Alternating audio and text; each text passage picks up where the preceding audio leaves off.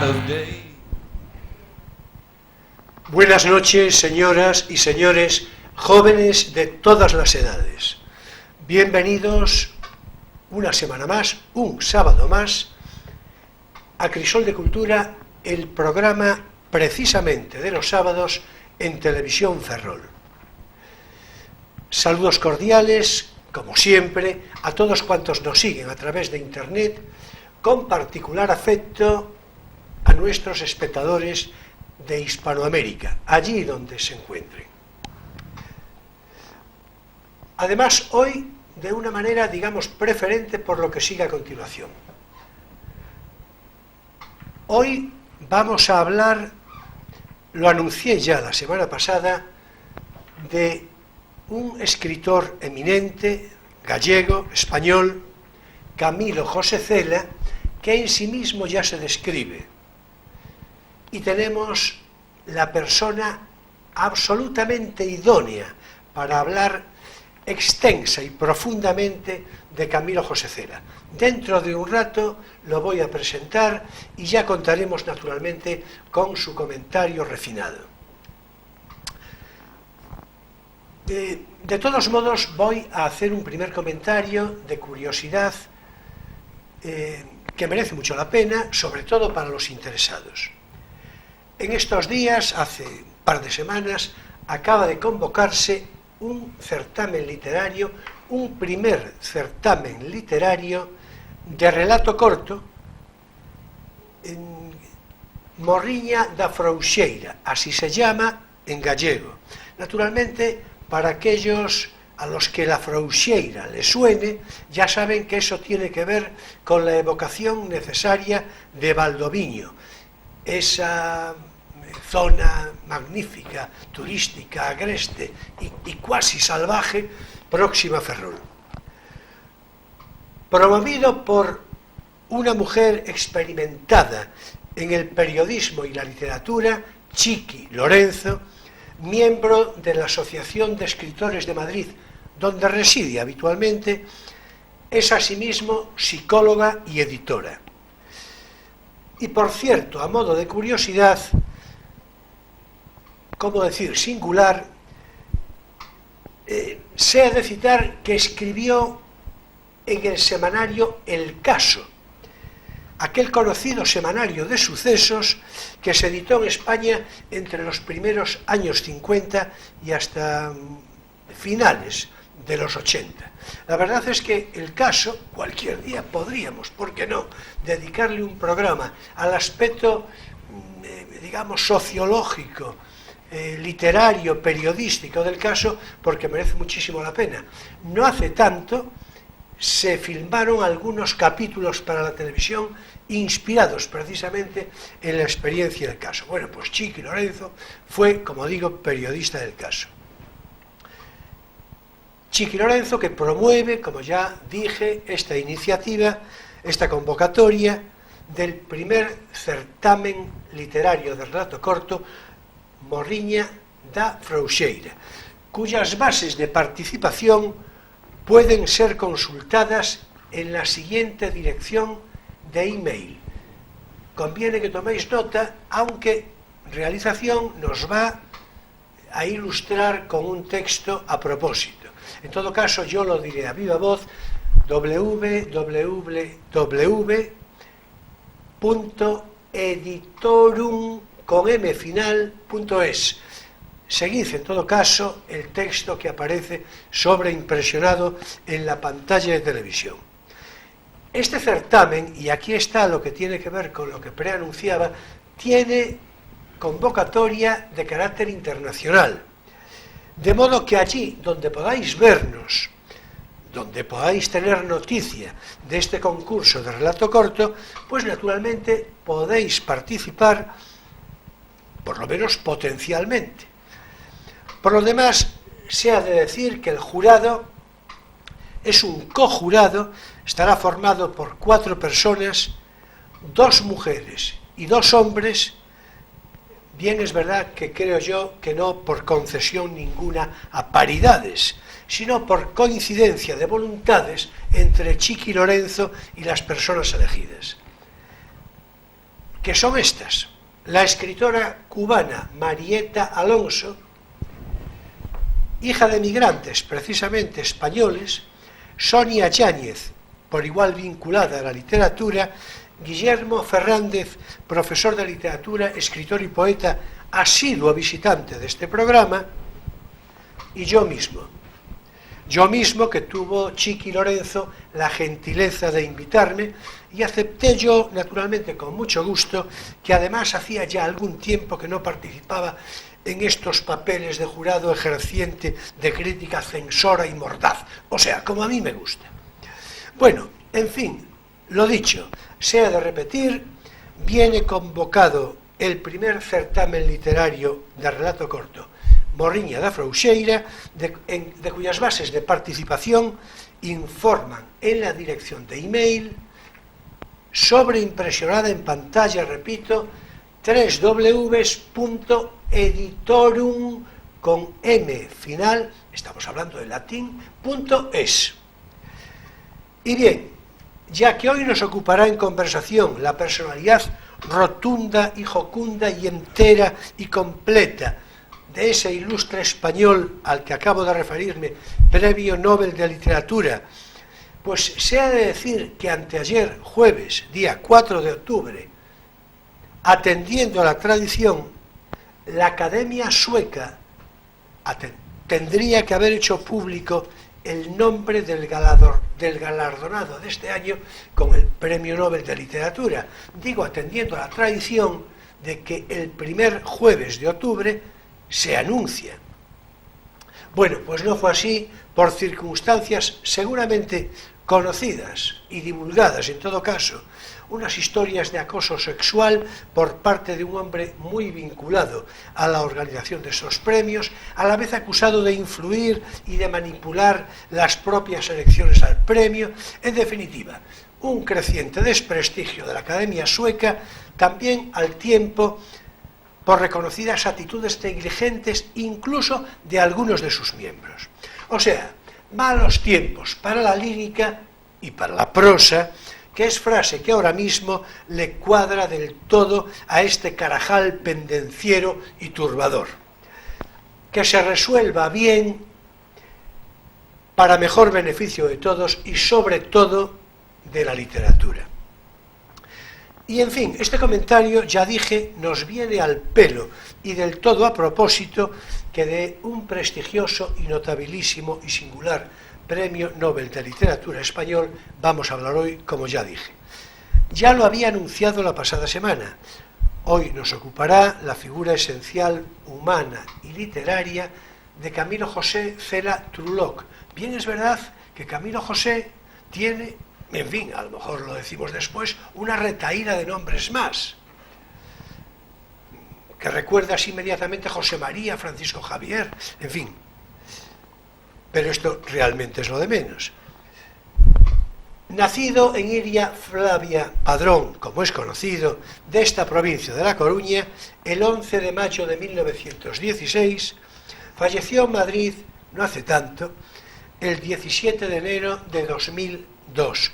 Recibió el Premio Nobel de Literatura, como es de general reconocimiento, en el año 1989, y eso sí, sean también de recordar por la parte que nos toca, quiero decir por la parte de España que nos toca, que en 1987 recibió el premio Príncipe de Asturias de las Letras y el Miguel de Cervantes, ya a toro pasado del Nobel, en 1995.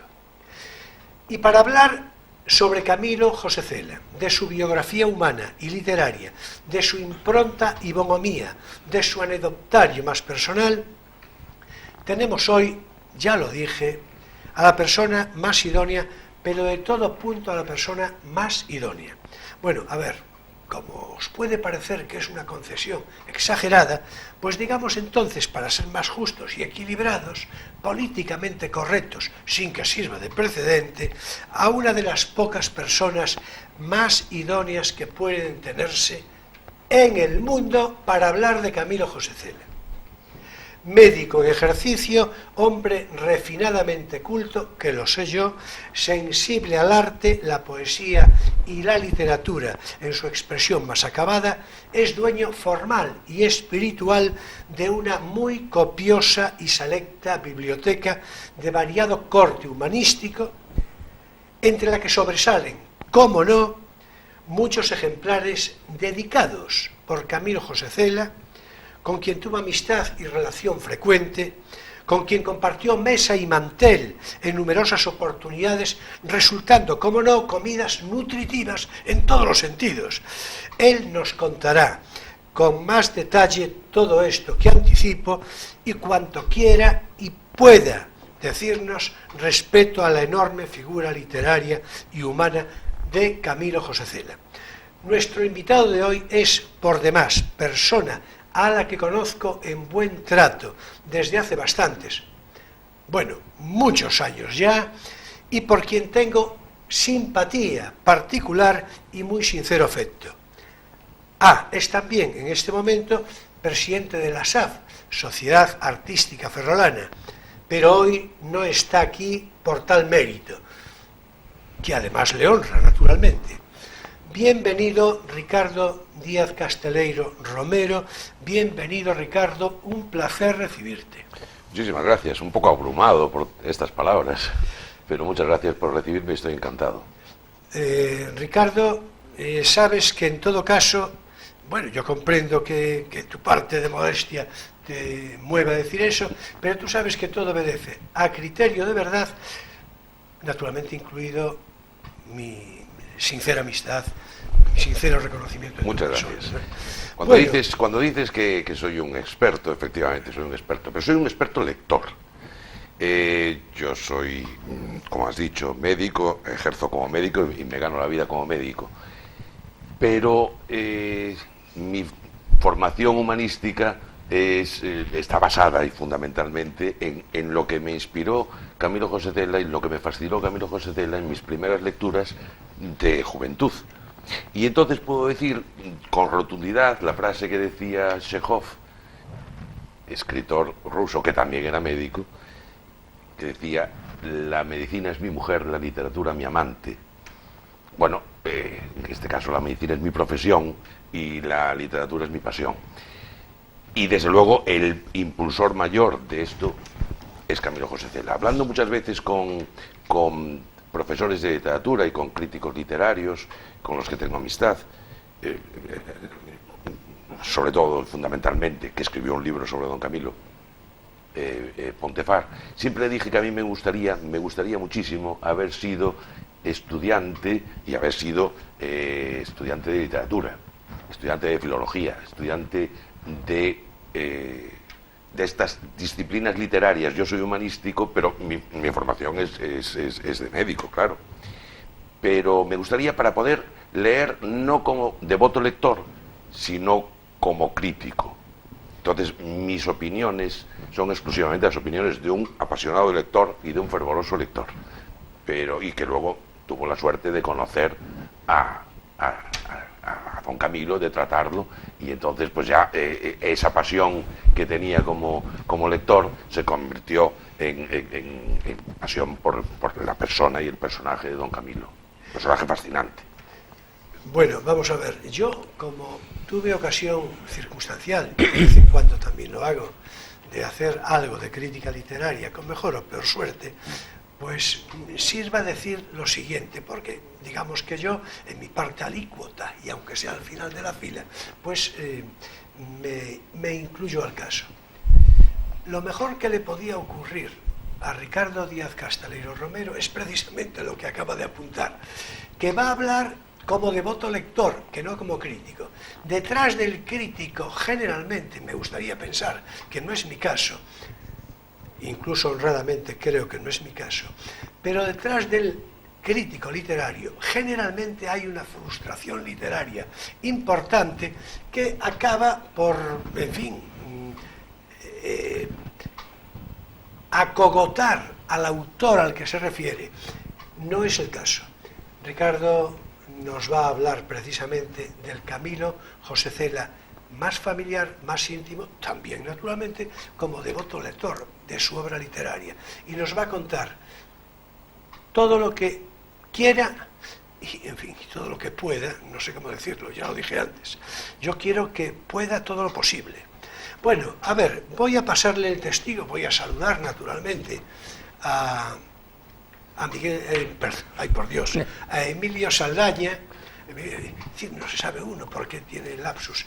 Voy a tomar nota de la fecha del 6 de octubre, porque nunca se sabe. Bueno, en cualquier caso, empecé hoy al revés. Generalmente saludo a Emilio Saldaña, pero como hoy es una conversación eminentemente heterodoxa, pues vamos, bueno, pues bienvenido naturalmente. Hola, ¿qué tal? Emilio. Bueno, ya la ventaja es que ya has oído el comentario que nos acaba de hacer, ya se puso en situación, y supongo que también a ti te apetece, y si no, en todo caso, defiéndete, la propuesta que hace de hablar como devoto lector. Sí, es verdad que Cela, además de un escritor, es un personaje. O sea, es esa persona que escribió una literatura tan diversa y es un personaje, realmente, que despertaba fobias y filias casi a partes iguales. Entonces, yo querría empezar preguntándote por el aspecto del personaje. Tú que tuviste un trato personal con él, más allá del escritor, pues la persona, ¿no? Sí. ¿Y cuánto había de teatral en ese personaje que él construyó durante muchos años? Bueno, yo creo que ganan las filias a las fobias. Hombre, yo también lo creo. Lo que pasa es que las fobias a veces son muy espectaculares. Consecuencia de las filias. Claro, Eso está claro. Hay un escritor que tiene... Bueno, y que España es un país un poco, ¿cómo te diría yo? Cainita, sí. Entonces las fobias siempre tienen un realce que a lo mejor... Hay escritores que tienen libros monográficos desmontando a Cela, no sé qué, y que tienen unos errores tremendos, vamos, ¿no? En un libro yo apunté 125, me acuerdo perfectamente porque iba apuntando 125 errores de ese autor, al que conocí en Tomás García Yebra, al que conocí en la Feria del Libro de Madrid. Y bueno, tuvo un éxito enorme el libro. ¿Por qué? ¿Cómo se llamaba?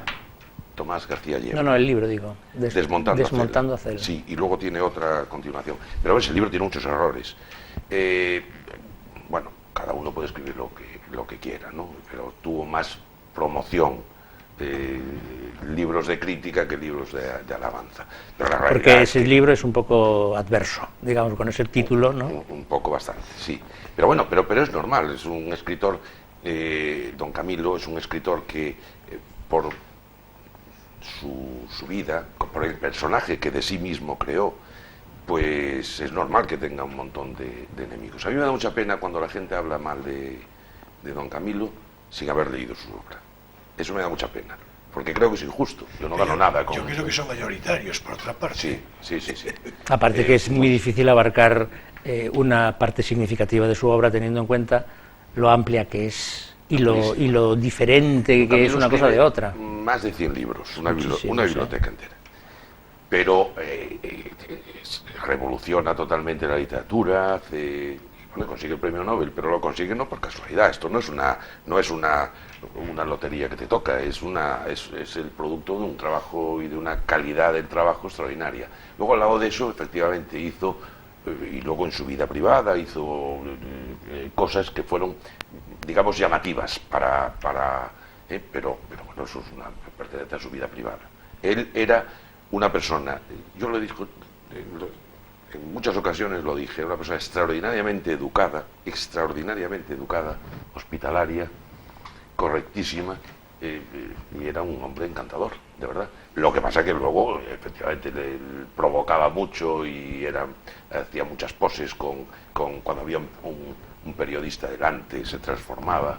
Sí, todos recordamos intervenciones en la televisión, en fin, cierto histrionismo y cierta provocación. Eso es. Que por eso me refería yo al aspecto de personaje construido por él. Pero tiene cosas. Yo me pregunto cuál es la intención.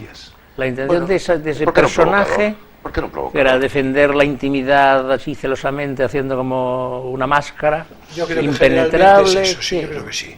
Yo creo que hay una cierta preservación. A él le gustaba también provocar. Le gustaba, ¿no? Provocar, aparte de defenderse también... Hombre, vamos a ver, no voy a citar su nombre, entre otras cosas porque lo cité hace un par de programas, un buen amigo mío, al que por otra parte conocéis, excelente poeta, me decía hace poco, vive en Madrid habitualmente, y me decía hace poco, es que hay mucho sandio.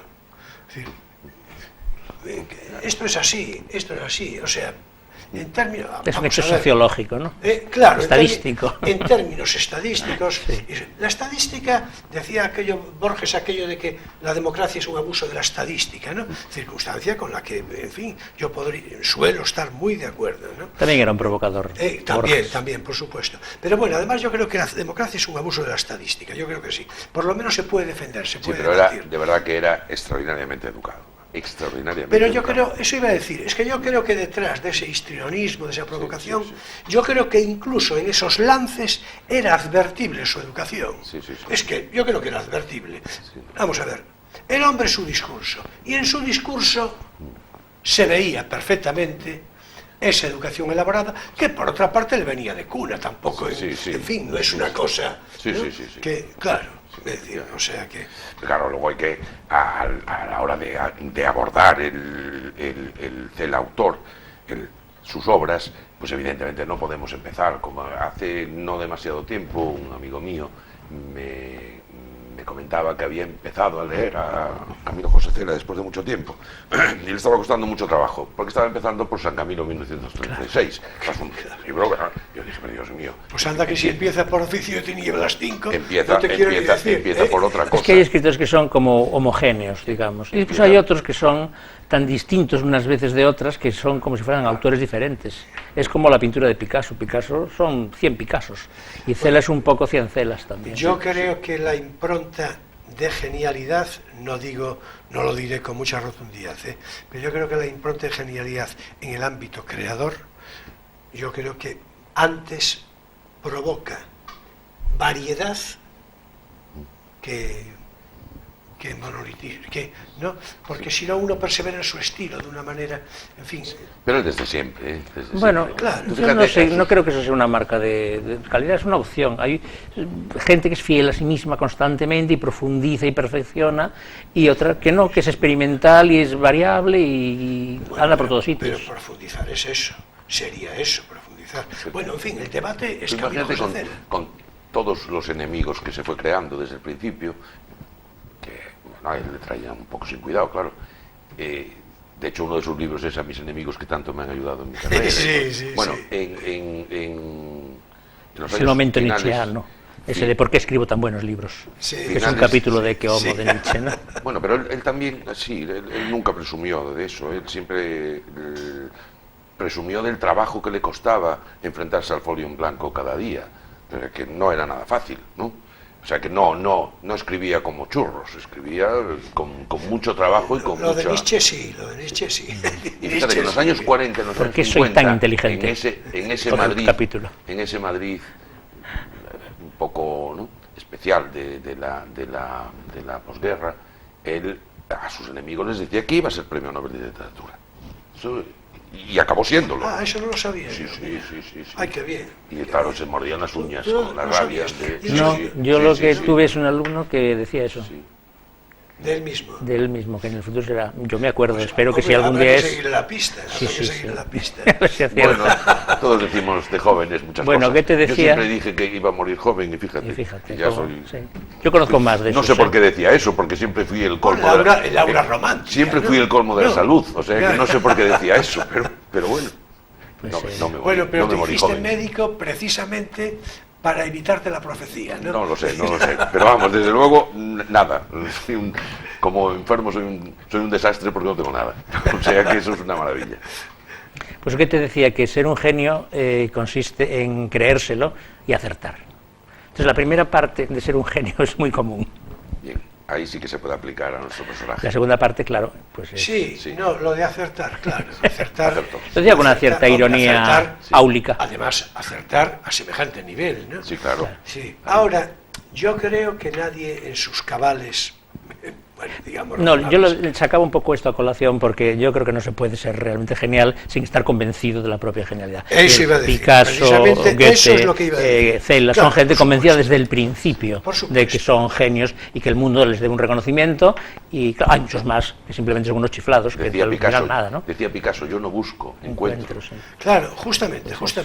No, y yo creo... Y vaya se encontraba, claro. No, Sí. Bueno, pero también buscaba. Y Es los que le gustaba años, presumir sin duda. de su facilidad No, rafaelesca, pero en realidad había mucho lo que trabajo acabo debajo. de decir, el trabajo que también le costaba a don Camilo enfrentarse con el folio en blanco. Claro, por cierto, ya lo hablaremos dentro de un momento, pero Picasso, ya que salió Picasso, se conocían y tuvieron alguna colaboración. Sí, tuvieron una pues no sé eso. Claro. Sí, tuvieron sí. una ¿Se conocían? colaboración. Sí. Claro. Sí, Don Camilo fue a conocerlo y se hicieron amigos. Bueno, tienen mucha relación. El ex libris de Picasso es un dibujo de... perdón, el ex libris... Gavilla de Fábula sin amor, no es... pero decía que el ex libris de sí, Camilo José Cela que está es un inspirado... dibujo de Picasso. Sí. Y que es un libro y toda la soledad. Soy de Camilo José Cela. Que lo hablamos el otro día, ¿verdad? Sí, creo que sí. Y luego, como colaboración literaria, hay un libro que es Gavilla de Fábulas sin amor, con dibujos de Picasso, y luego hacen también otra muy interesante que es Trozo de piel, que es con texto de Picasso y dibujos de Cela. Una edición muy rara. Pues debe ser. Sí, es una cosa muy curiosa. Muy curiosa. Sí. ¿Y se entendieron bien Cela y Picasso? Porque Cela tenía un aura como de escritor conservador, no en su estilo ni en su literatura, sino como personaje un poco de aquella España, y con las conexiones que se dice que había tenido como defensor con el régimen, aquellas oscuras historias que se cuentan. Tú piensas que don Camilo edita Papeles de Son Armadans en un momento muy difícil y tiene las puertas abiertas para la revista de Papeles de Son Armadans a escritores en el exilio. Bueno, todos a los Papeles escritores de Son sabidos. Armadans yo me iba a referir entre un rato, porque creo que merece la pena que reparemos precisamente en eso, ¿no? Claro, y fue una plataforma para todos los escritores, Max Aub, tantos escritores que... No, Blas de Otero, Sender, en fin, gente que tal... le dedica un monográfico a Vicente Aleixandre, magnífico. Y escribió muchísima gente en Papeles de Son Armadans. No, eso del régimen y todo eso, yo creo que es bueno, pero ¿es verdad o no es verdad que él fue censor? Sí, pero a ver, pero fue censor de unas revistas religiosas, de una editorial de misioneros, de no sé qué. Pero fue censor porque le daban 4 duros para sobrevivir. Y entonces, por eso fue... Todas esas tonterías, el que se dicen diciendo que fue censor franquista y todas esas cosas, esto es una tontería. Bueno. De todas formas, es uno de los escritores más perseguidos por la censura, paradójicamente. No, y además al principio La ya... Colmena, de Pascual Duarte, le cuesta incluso ser expulsado de la Asociación de Periodistas Españoles, que era su modus vivendi. Y hasta que lo readmiten, o sea que tuvo también muchos líos con la censura. De todos modos voy a decir yo una especie de butade, más o menos, ¿por qué no, verdad? Pero no la estoy improvisando, porque cuando surge en conversación lo de Cela y aparece el tonto de turno que dice lo de la censura, porque yo creo que es el tonto de turno, pues yo les suelo decir lo mismo. Es verdad que el tonto persevera y no me hace caso ninguno. La butade consiste en que yo suelo decir que el que alguien como Camilo José Cela ejerciera de censor es evidente que habla muy a favor de la censura. Bueno, y en este caso de los religiosos de la orden, ya entendéis lo que quiero decir. No me estoy refiriendo a la censura. No tenía nada que con el ministerio. Porque claro, no era una cuestión administrativa y esas cosas. En todo caso, él era muy joven, era muy joven. Jovencísimo, claro. Era muy joven y no se trata, yo no creo que se trate tanto... No fue vocacional, vamos. No, a ver, pero vamos a ver. Ni tampoco ideológico, no tenía nada que ver con la ideología que tuviera. Pero además, vamos a ver, él tenía una referencia de corte conservadora, más o menos, que ya le venía por otra parte de su familia. Pero en cualquier caso, aquí hablamos de Torrente en su momento.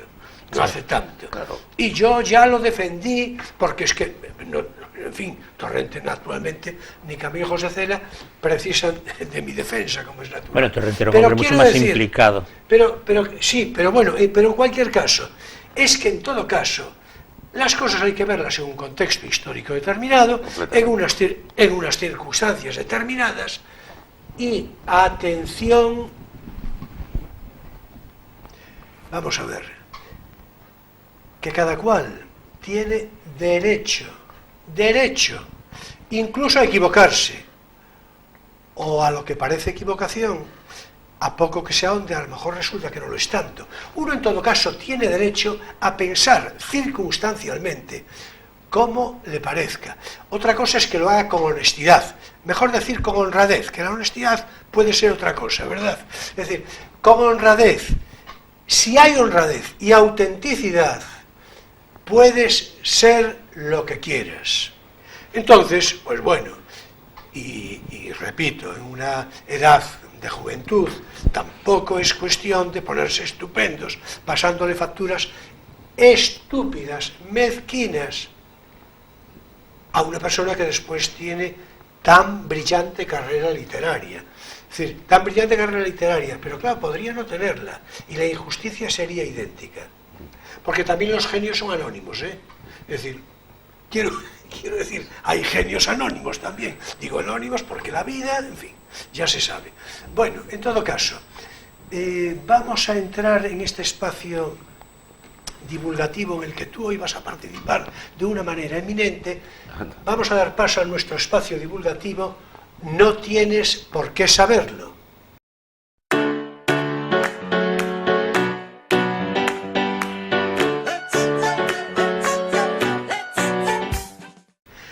Y hoy, naturalmente, cómo no, vamos a hablar de Camilo José Cela. Hoy nos va a hacer el trabajo Ricardo.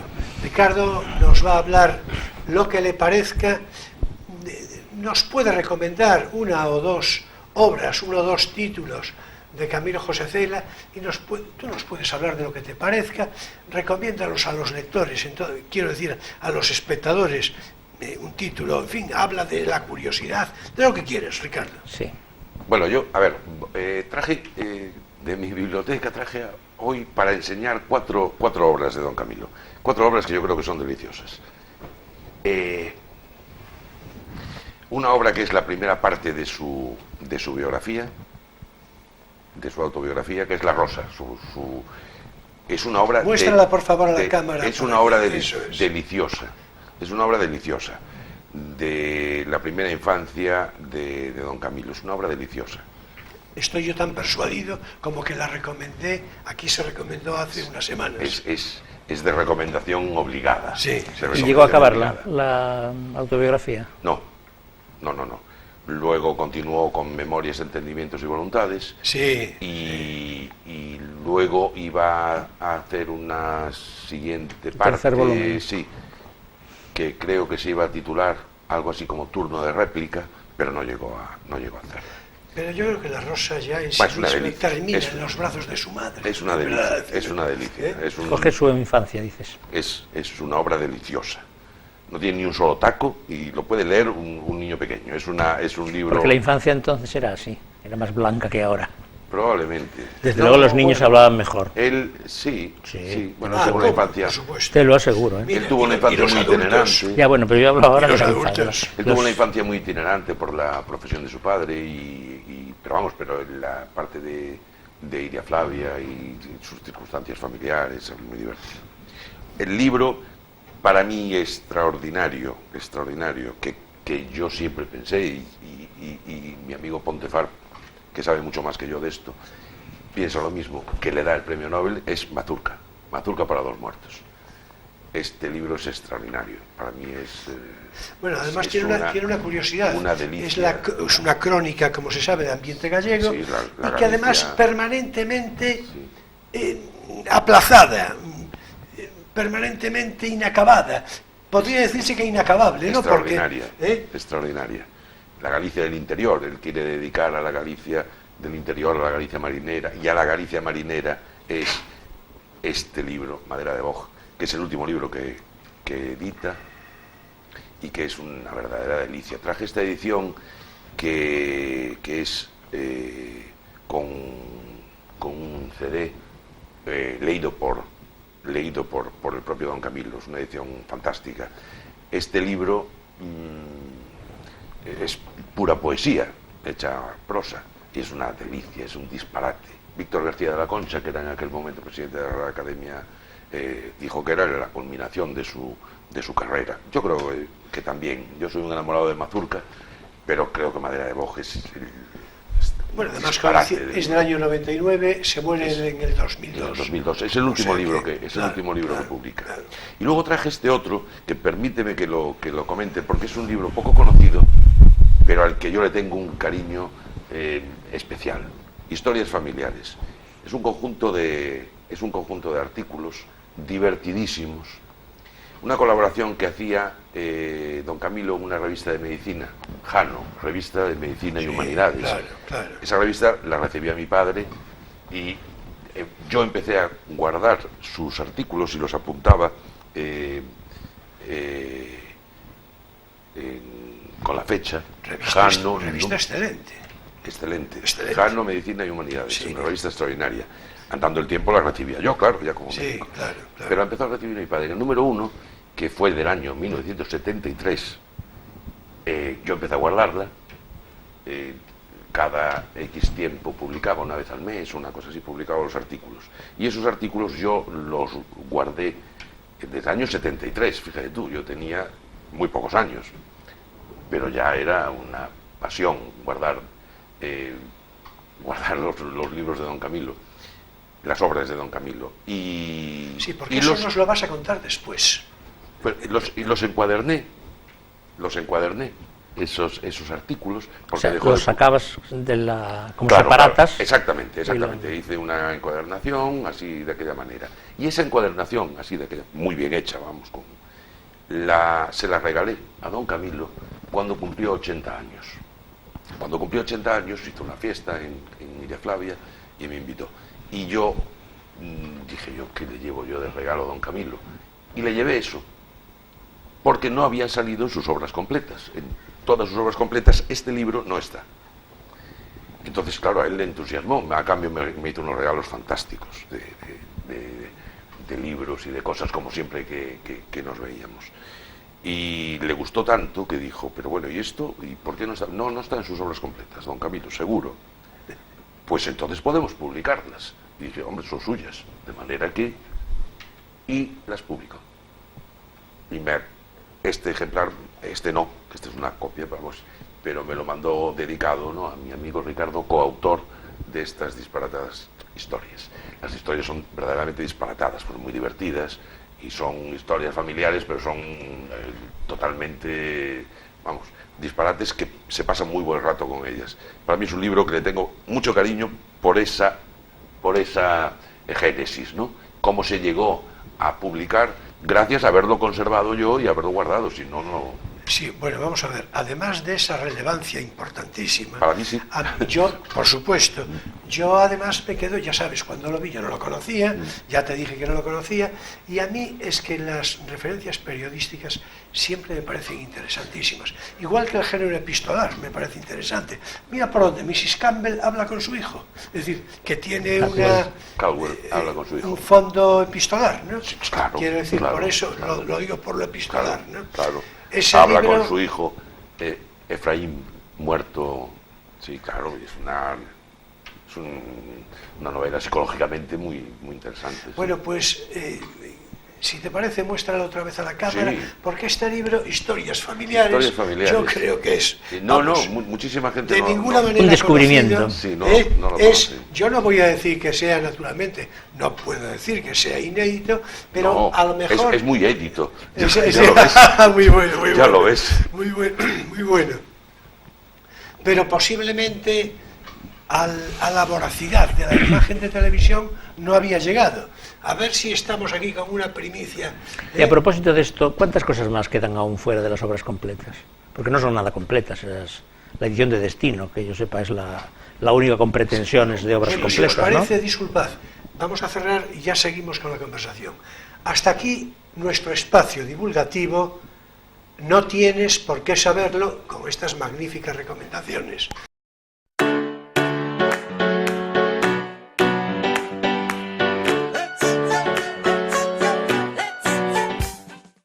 Bueno, y ahora ya le entramos porque había que cerrar esto de... Ah, muy bien. Es que hay que cerrarlo, hay que cerrarlo. Muy bien. Entonces, Pues claro que tiene muchísimas cosas. Tú piensas que en la fundación hay cajones y cajones que se van abriendo poco a poco, con todas las colaboraciones literarias que aparecen, con todas las reseñas de prensa que aparecen, con todos los regalos que hacen. Es impresionante su pasión obsesiva por conservarlo todo, por coleccionarlo todo, por guardarlo todo. Bueno, lo hemos visto en el Gallás cuando se hizo una exposición del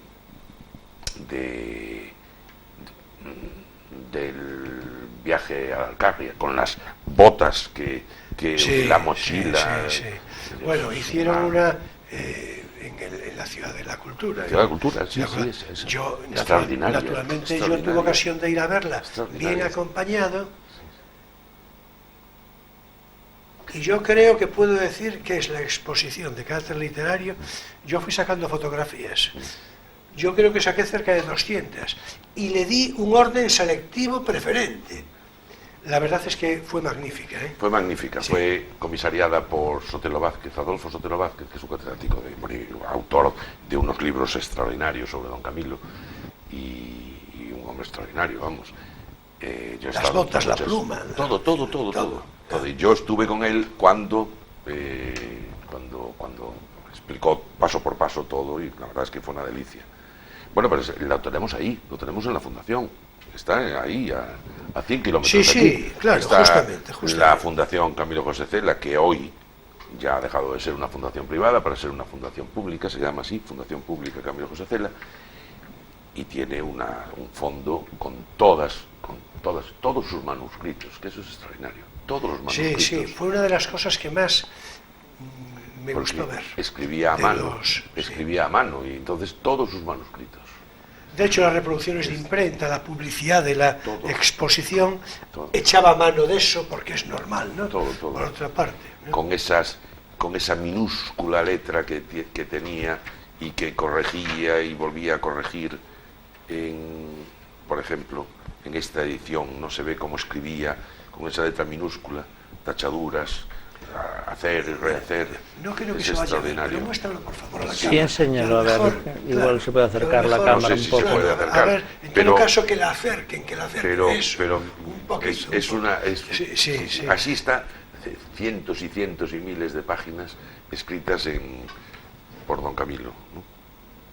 Y que esto inicialmente se lo transcribía a máquina su primera mujer, Rosario Conde, claro, sí. Conde, y luego él volvía a revisar tal hasta que lo dejaba definitivo. Era un minuciosísimo, rigurosísimo,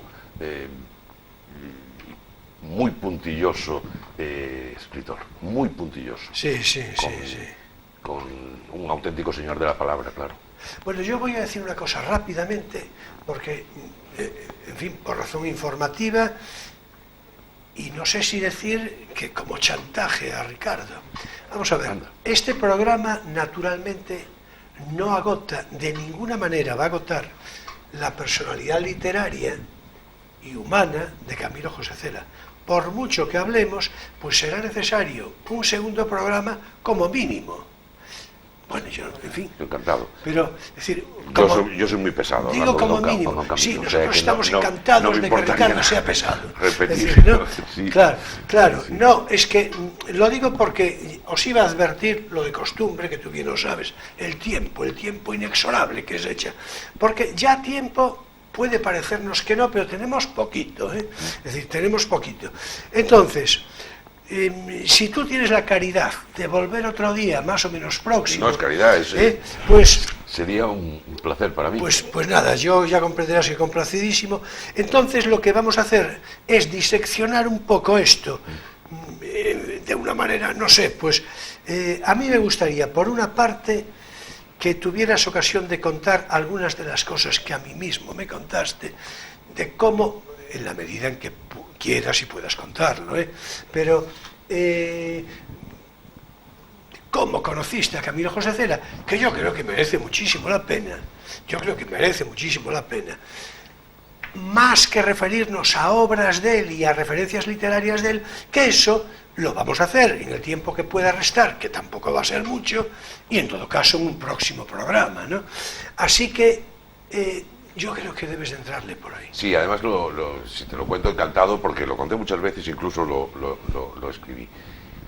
Yo estaba acabando la carrera de medicina y a don Camilo, a Álvaro Cunqueiro y a un filólogo alemán que se llamaba Joseph Pil, los nombraban doctor honoris causa en la Universidad de Santiago. Yo no conocía a nadie que me pudiera invitar al acto y conseguí una invitación y allá fui. Conseguí una invitación, conseguí una corbata, que yo era estudiante de medicina, ¿no?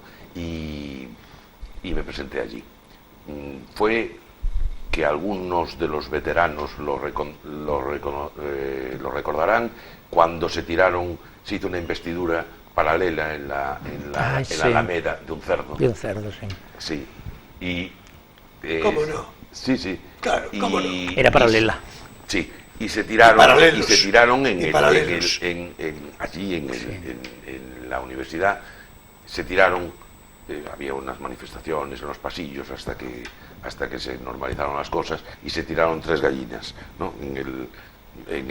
Bueno, eso le cuadra más. Sí, y fue mucho rebumbio allí. Estaba de rector el doctor Suárez Núñez, me acuerdo.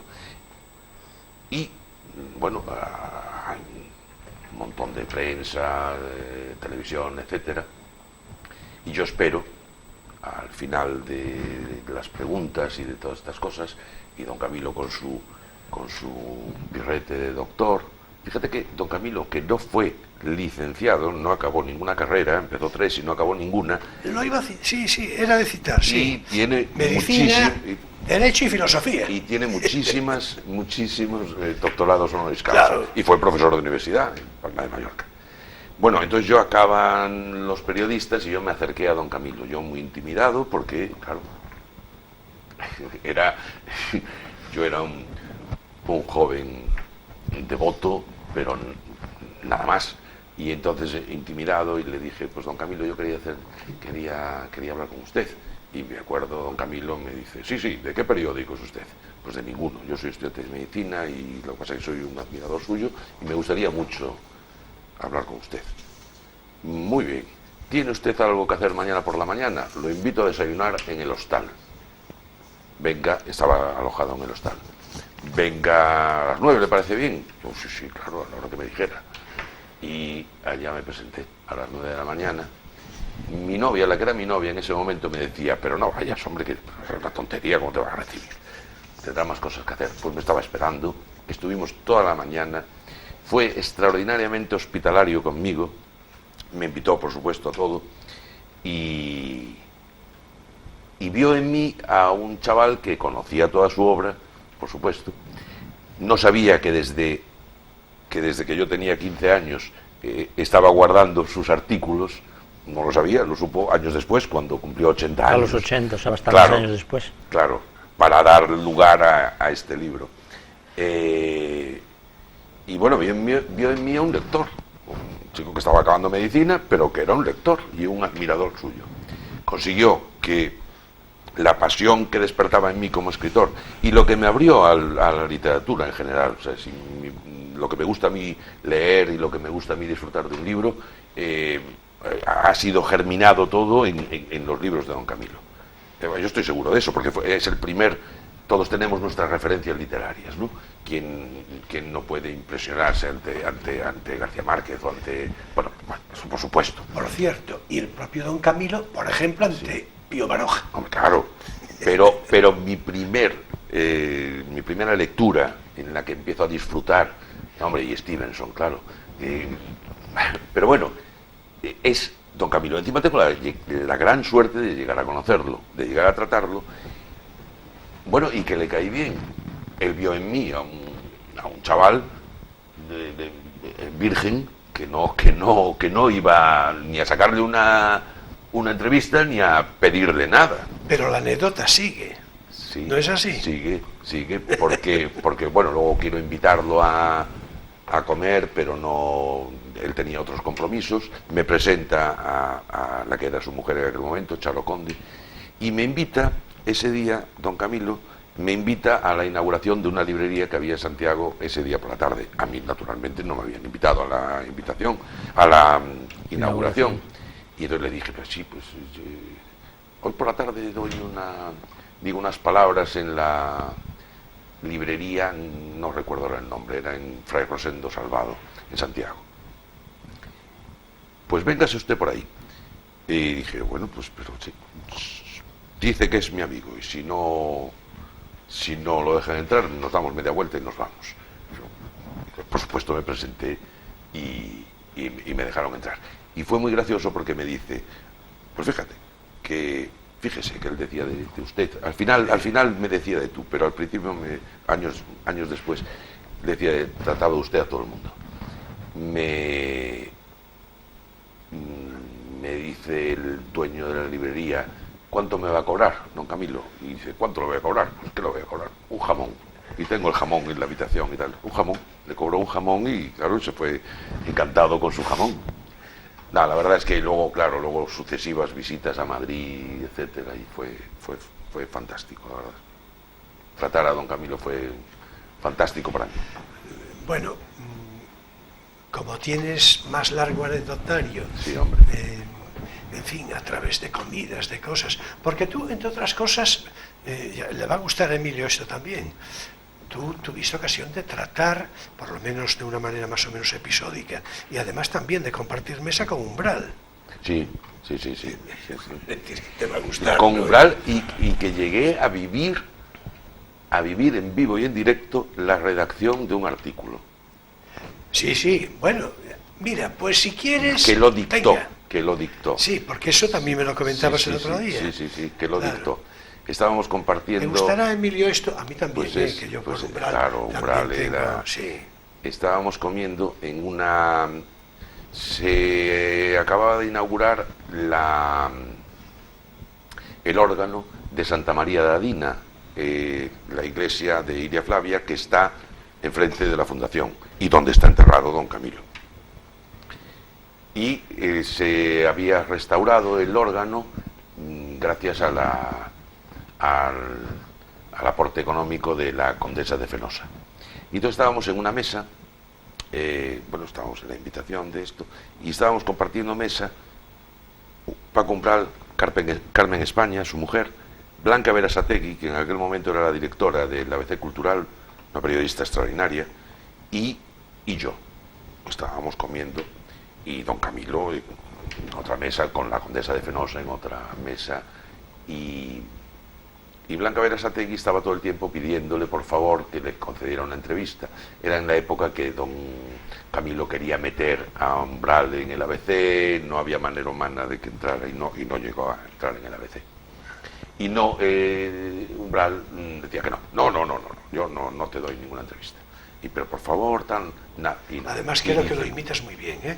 Bueno, pero la entrevista era a Cela. No, a Umbral. Ahora está hablando. Hombre, a Cela se le podía entrevistar. Claro. Si llegué a abordarlo yo, pues tú calculas, una mujer del peso enorme que tenía Blanca Berasategui, que tenía y tiene. Hoy directora del ABC del Cultural del Mundo. Sí, en ese trasvase que hubo. En aquel momento era directora. El mejor ABC Cultural, sí, aquel no es que sí, fuera el mejor ABC Cultural, era el mejor suplemento cultural del mundo. Sin duda. Es decir, no, ¿estás de acuerdo? Sin duda. Y entonces le decía que no quería concederle una entrevista. Y de repente le dice, si quieres te regalo un artículo. Y dice, pues sí, apunta. Sacó una libreta. Yo asombrado, diciendo, y Carmen España, la mujer, pues estaría muy acostumbrada a esto, claro, yo no. Y de repente le empieza a dictar, y le dicta el título primero. No lo olvidaré nunca, el artículo lo tengo, claro. Un marqués, una condesa y un órgano. El título es extraordinario. Y habla de es un artículo breve, pero que se lo dicta. Solamente hace una interrupción, le dice, ¿qué pusiste ahí? No, borra eso, pon tal. Sí, porque el estilo de Umbral es muy fluido y, bueno, tenía fama de eso. Claro. De escribir prácticamente de un tirón. No sé cuántos artículos escribió, 30.000. Sí, porque además hubo un momento en el que estaba en varios periódicos a la vez. Era pero esto, una cosa es que te lo digan, en su máquina de escribir blanca, que era famosa la máquina de escribir de Umbral. Sí. ¿Y cuál es tu opinión? Y otra cosa es que lo hubiera visto como lo vi. Ahora que estamos con Umbral, yo quería hacer una pregunta. ¿Cuál es tu opinión del libro que tiene sobre Camilo Gadela, Un cadáver exquisito? Lo digo porque yo he leído críticas donde decían o interpretaban que el libro significaba un distanciamiento de ese apadrinamiento y de esa deuda histórica, que lo ponía muy mal. Sin embargo, a mí, cuando yo leí el libro, me dio la impresión de que era un libro de un devoto. Sí, pero no fue. De Cela. Pero no fue tan. Yo creo que no fue tan. Yo creo que no se entendió bien. No. ¿Tú lo ves injusto, el libro con Cela? Yo esperaba otra cosa con el libro. Lo leí 3 veces, Sí. Porque yo esperaba otra cosa. Desde luego siempre. Hombre, no es una geografía, pero bueno. No, pero siempre don Camilo habló mucho mejor, muchísimo mejor, en vida. Habló muchísimo mejor de Umbral de lo que Umbral habló de don Camilo de muerte. Para mí, sin lugar a dudas. Ese tipo de cosas, en fin, no voy a teorizar demasiado, pero a mí si se me preguntara ¿quién habló mejor? Yo acertaría. Es decir, y yo tengo devoción literaria por Umbral, también, pero en eso acertaría. En cuanto al título, yo creo que hay que aclararlo. ¿Quién era el marqués? Aunque es muy obvio, pero ¿quién era el marqués, la condesa? A ver. Y el marqués era don Camilo. Claro, por supuesto, marqués de Iria Flavia. Y la condesa era la condesa de Penosa, claro, y el órgano era el órgano de Santa María Magdalena.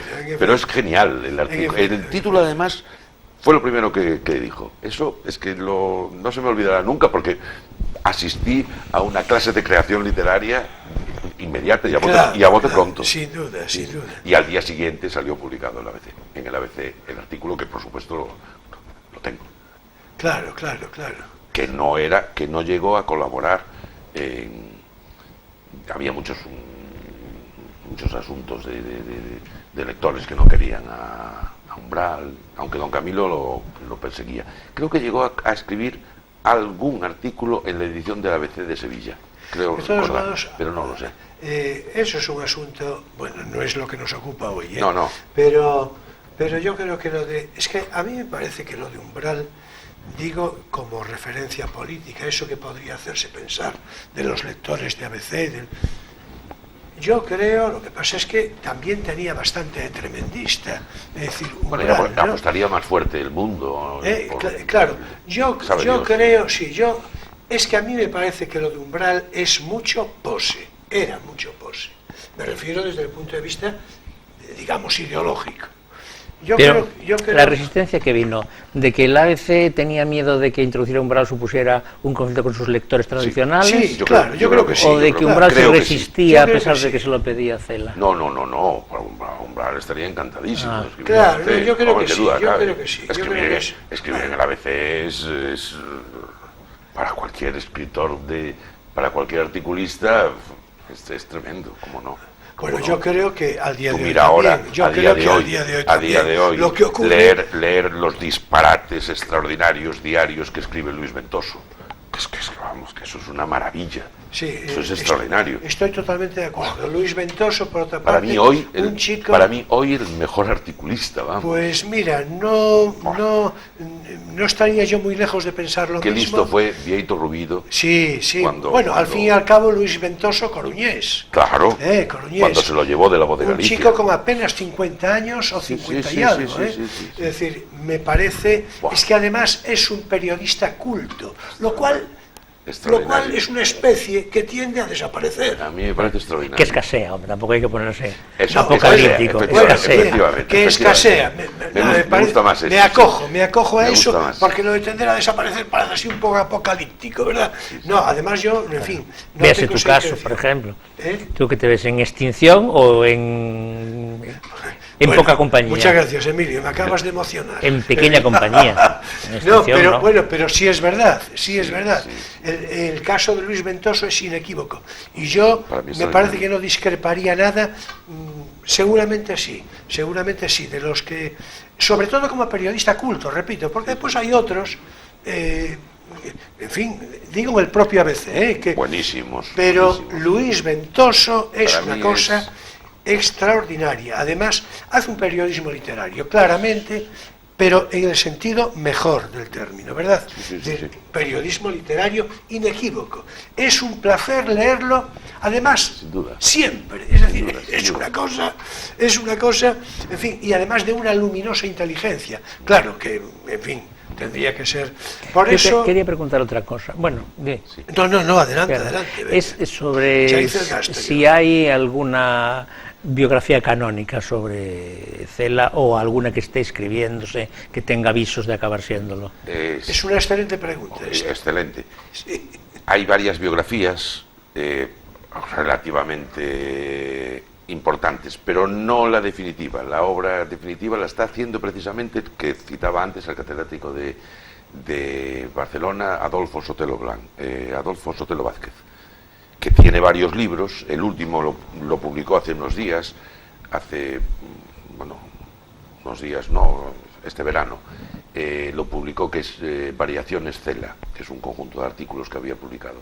Escribió varios libros sobre Cela, pero está haciendo él la biografía, se supone que definitiva. La que va a ser definitiva. Pero sí, García Marquina escribió un libro muy importante sobre él. Alonso Zamora Vicente, Mariano Tudela. Alonso Zamora Vicente, con el que tuvo buena relación en la universidad, en filosofía. Claro, y escribieron muchas cosas sobre él, pero la biografía canónica, me gusta mucho ese término que has dicho, la está haciendo Adolfo Sotelo Vázquez. Y esto la espero con pasión, porque escribe de maravilla, además. Es que esas cosas son importantes para la situación definitiva de un escritor en la historia. Eso es. Porque a mí me da la impresión de que ahora, bueno, es muy típico de España, después de muerto hay como una especie como de vacío ahí, de caída en la cotización, que al cabo de un tiempo suele recuperarse. Me pregunto si estamos ya en la recuperación. Sí, porque es tremendo, eso que no. dices es cierto. Eso es horrible, gente pasa. hoy, claro, nosotros le hemos hablado sobre umbral, por ejemplo. Nosotros tenemos, fíjate, nosotros tenemos una edad suficiente como para recordar perfectamente la figura de don Camilo en constante aparición pública. Además tan televisivo y tan... Eso en fin. Eso es. Pero mucha gente no tiene ni idea, no sabe prácticamente nada, y encima con estos estudios que hay, que leer un libro es una cosa, en fin, heroica. Hoy en día. Heroica. Los alumnos que leen son verdaderos héroes. Sí, no entiendo cómo no aparecen ahorcados muchísimos profesores, desesperados por Bueno, creo que aparecen, pero que no se dan noticias. Claro, el placer se les hace desaparecer. Claro, Exactamente. porque transmitir el placer de la lectura es muy difícil. Y yo como profesor tengo que reivindicar aquí los clubs de lectura de los institutos y de los colegios, o sea, donde se impulsa un poco el gusto por la lectura a los niños y a los chavales, vamos. Bueno, y nosotros aquí, que es una cosa que cuesta mucho trabajo. Cuesta mucho trabajo, y yo eso lo encuentro admirable. Porque el niño que lee TV o si lee cómics, de mayor leerá libros. Claro. Y que lees malas cosas, incluso no lee nada. Claro. Porque hay gente que no lee nada. Y eso es terrible. Bueno, hay que decir creo una yo. cosa. Mira, la literatura infantil en la mayor parte de los casos es una birria, pero tiene la función de ser el trampolín para cosas mejores. Sí. Entonces yo creo que empezar a Sobre leer... todo por acostumbrarse al hábito. Claro, al hábito de la lectura, al hábito y el interés por la lectura, y luego ya la propia naturaleza y la propia evolución de cada uno, pues te va llevando se supone, a cosas de mayor calado y de mayor calidad. Sí, bueno, iba a Pero decir si no yo, se empieza... pro domo sua, digo, ¿verdad? Esto lo dije por Pilar Berrio, que lo sepa todo el mundo, que es la que lleva la biblioteca y el taller el club de lectura del instituto. Pues mis felicidades y mucho éxito. Claro, y las mías. Ahí estamos. Claro. En todo caso, iba a decir que tú sabes que este programa, cuando se inicia, pues enseguida pienso yo en la recomendación de lectura, y eso hacemos.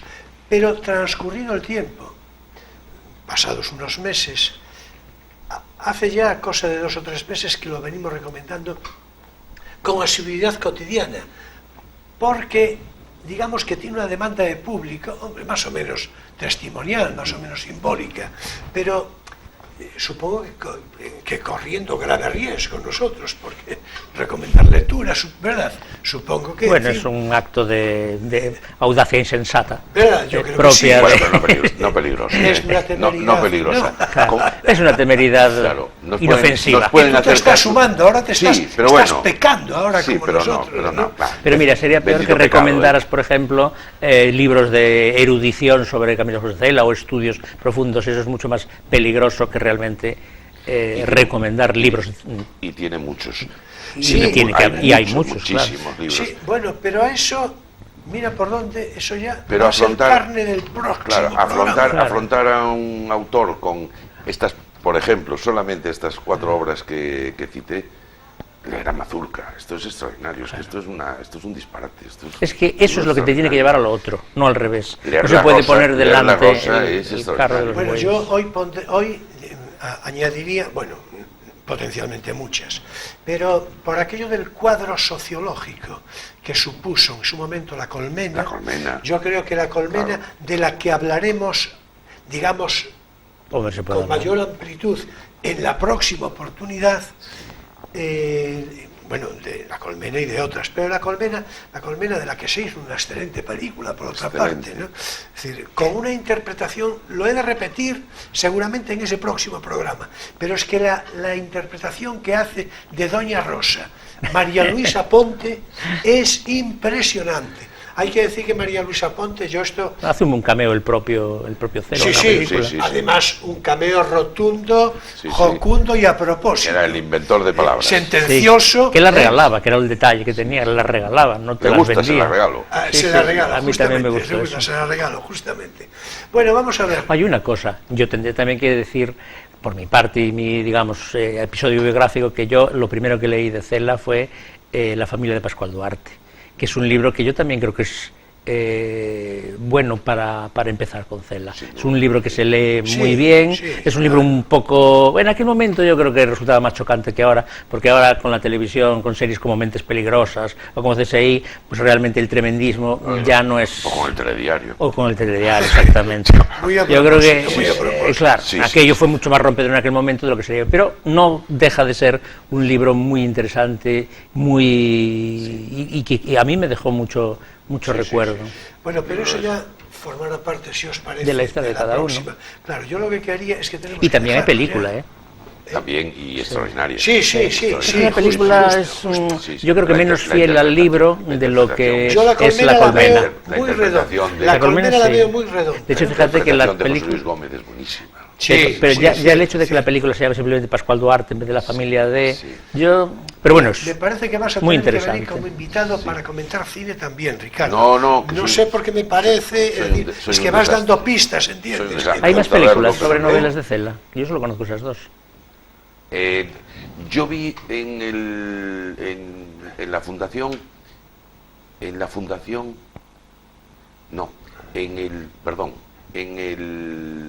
el Centro Gallás, vi una cosa reducida,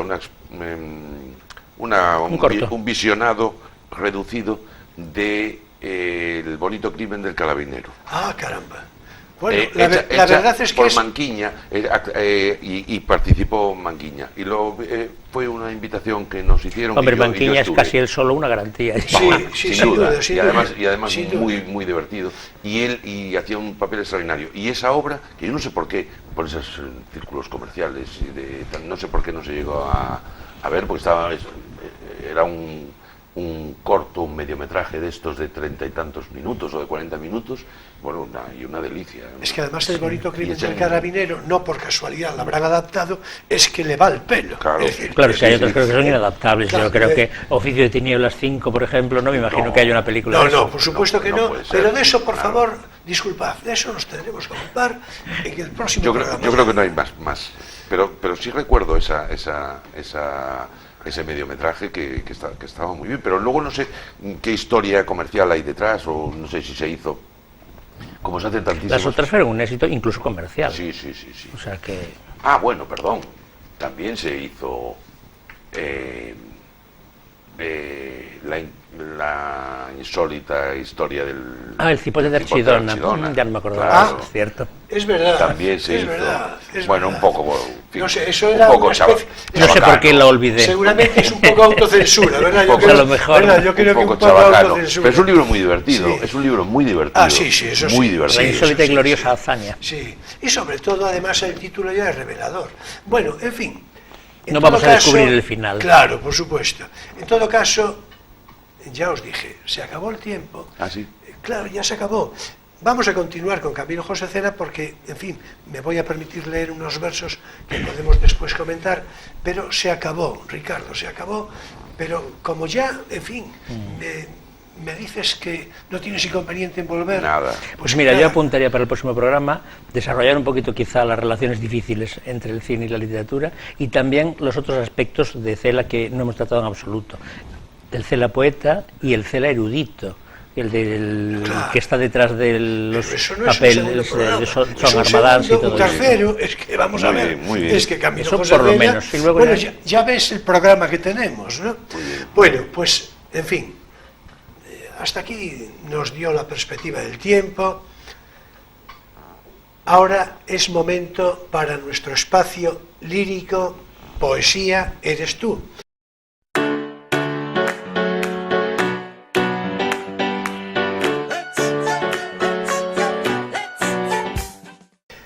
Y naturalmente me voy a referir, como no, porque es inevitable, a unos versos de la primera obra que él escribió pues con 20 años, unos versos pisando la dudosa luz del día, un poemario que subtitula como Poemas de una adolescencia cruel.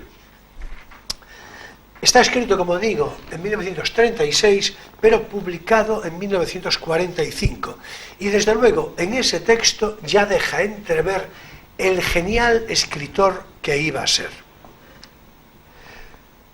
Lo hablábamos hace un momento, el título se corresponde con un verso de Góngora y el prólogo lo hace un poeta eminente y después padre de otro poeta eminente y de una saga, pues en fin, muy controvertida, muy truculenta, pero muy interesante.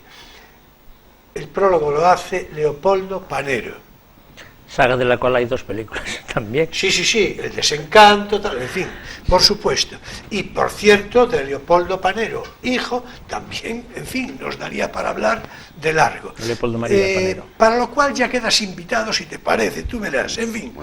En todo caso, las influencias de Cela en la poesía tienen que ver, en principio, con Quevedo y con Fray Luis, así en principio. De hecho, los versos que voy a leer yo creo que tienen un sabor quevedesco bastante evidente.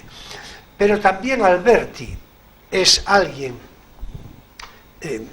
a partir del poemario de Sobre los Ángeles, fundamentalmente, y Residencia en la Tierra de Neruda también le inspira no poco. Digo, en la personalidad poética a la que tú te querías referir hace un rato. En todo caso, me voy...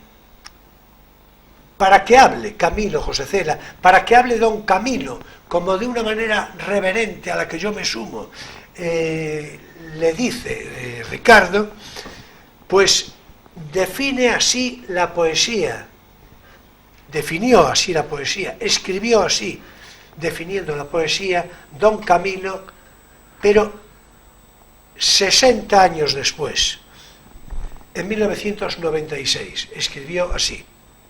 La poesía, dice, no reside sino en la palabra. Es como el tuétano del alma de la palabra. Y tanto puede mostrarse como ocultarse dentro de la palabra en la que germina o muere. No hay palabras poéticas o prosaicas. La palabra no siempre tiene la culpa de la poesía. Y todas pueden ser habitadas por la emoción o el hastío, por la bienaventuranza o el dolor. Se ve que es un texto muy celiano, yo creo que inequívocamente. Bueno, pues bien, 60 años antes, así escribía en el último poema de ese poemario mayor, Pisando la dudosa luz del día, era el poemario, y el poema cuyos versos sueltos voy a leer llevaba por título Himno a la muerte, con influyentes resonancias quevedescas, como dije. Así suenan y resuenan algunos de estos versos sueltos de Cela. Muerte, perdida muerte con lágrimas amargas, o heridas por el pecho con vestiduras negras, o con brazos de espanto, con el cuerpo transido. Por el frío del tiempo te despido con silbos como una plena hortensia. ¿Cuándo será mi esquina? ¿Cuándo el calor suave de tu certero aliento? Muerte, muerte de un golpe, paridora del tiempo. Y hasta aquí, en honra mayor de la memoria de Camilo José Cela, nuestro espacio lírico, Poesía, eres tú.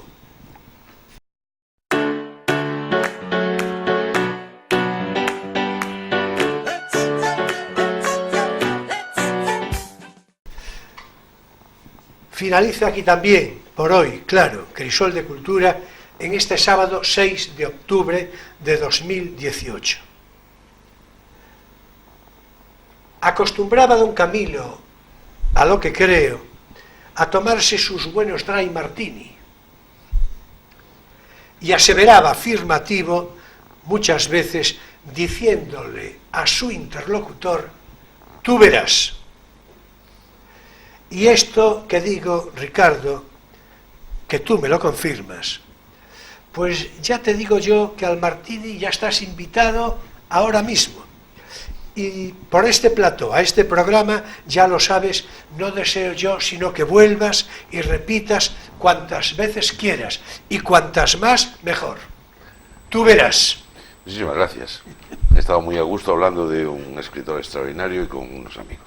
Estupendo, muchas estupendo. Gracias. Muchas gracias a ti, Ricardo. Muchas gracias también a ti, claro, Emilio. Ya comprenderás que no puedo más que estar del todo satisfecho de cómo nos quedó el programa de hoy. Sí, lo sospechaba.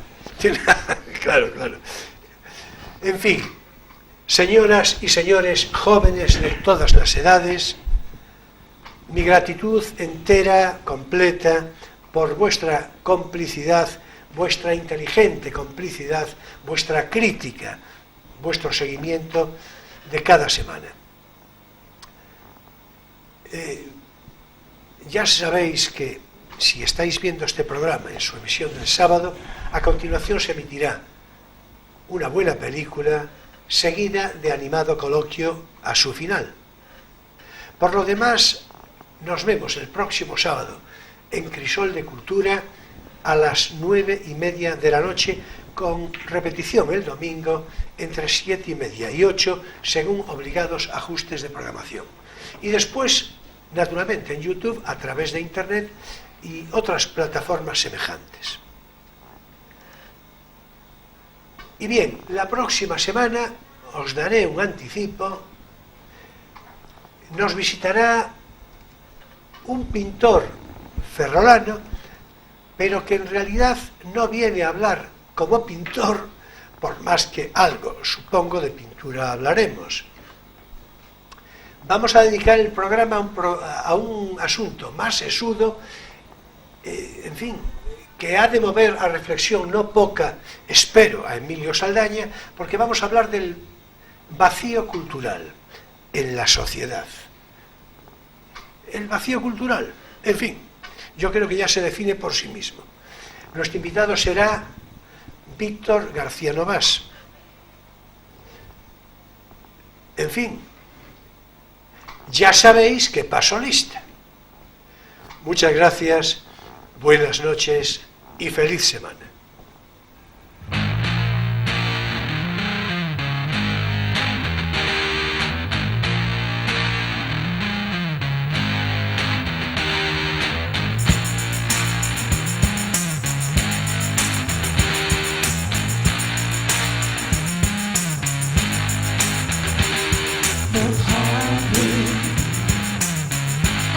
had to do it all the hard way. The hard way. I had to do it all the hard way. While other